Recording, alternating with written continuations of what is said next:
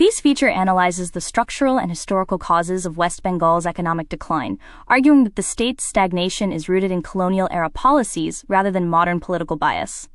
A central focus is union initiatives such as the Freight Equalization Scheme further eroded the region's geographic advantages by incentivizing industries to move to western and northern India. Consequently, West Bengal was left politically disadvantaged within the Indian federal structure, struggling to lobby the center to attract public resources, favorable industrial licensing, or fresh private investment to combat its industrial stagnation. The historical case of the Freight Equalization Scheme, FES, and the political dynamics surrounding it offer several profound lessons regarding federalism, economic policy, and regional development.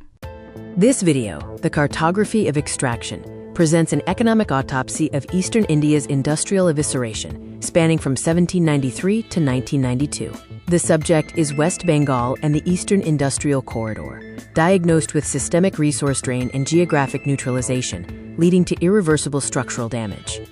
In 1950, Eastern India held a near-absolute monopoly, with undisputed geographic advantage over the country's richest mineral veins. West Bengal and Bihar commanded 92% of India's iron and steel production. However, deep-seated colonial pathologies were already silently compromising the region's foundation. Pre-existing Condition 1.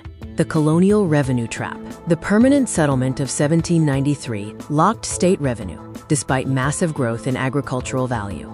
This resulted in an inelasticity curse and infrastructure famine, permanently impoverishing the local consumer base by starving the state of funds for public works. Pre-existing Condition 2.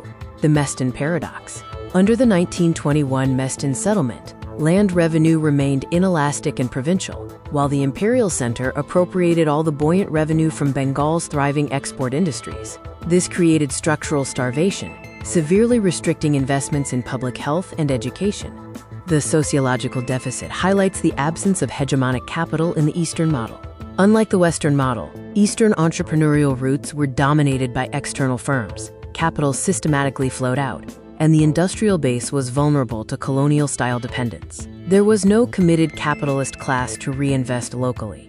The fatal blow was the Freight Equalization Scheme of 1956. This union government policy subsidized the transport of essential minerals across India, instantly erasing the natural geographic advantage of West Bengal and Bihar. This incentivized downstream manufacturing to relocate away from the resource-rich East. The FES acted as a selective siphon, accelerating deindustrialization. Exports from the East had subsidized freight, but imports to the East faced premium freight. This asymmetry forced Eastern industries to sacrifice their own survival for the prosperity of Western regions.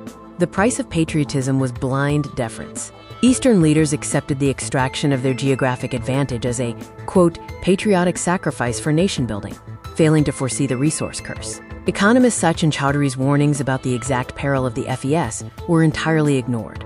The process metastasized from economic ebb to political resentment. Step 1 was the 40-year exodus of investment and labor migration.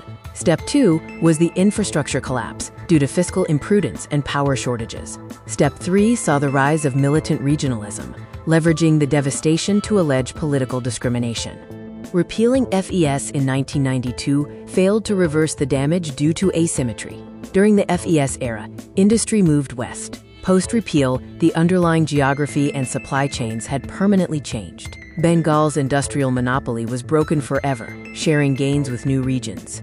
The post-mortem reveals immutable laws of federal economics. First, political homogeneity risks regional advocacy. Second, central intervention irreversibly damages foundational economies. Third, policy implementation and repeal are not equal forces. Reversal does not guarantee recovery.